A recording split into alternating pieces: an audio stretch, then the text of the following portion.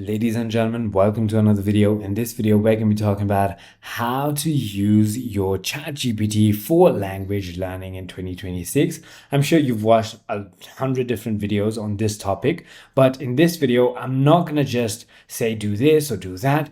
I am going to be providing you a copy and pastable prompt that you can simply go ahead and copy from this video in order to go ahead and learn everything for yourself.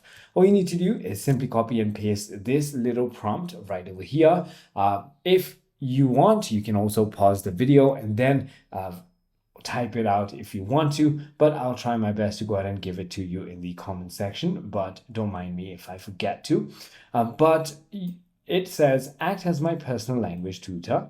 I want to learn target language, so you can write any of it. So for example, Spanish at a beginner, intermediate, or advanced level. So I'm going to simply go ahead and put it on advanced for now, because why not?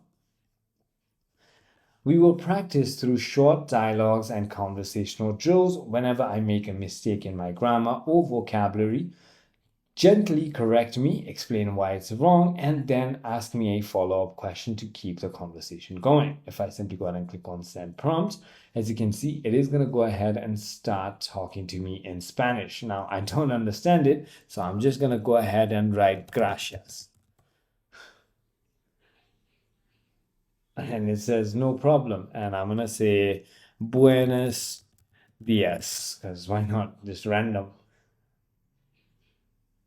And it's not correcting me, but it might be right. That's why it didn't correct me, but whatever. It just tells me everything that is right and wrong and how you can use it right down here, as you can see.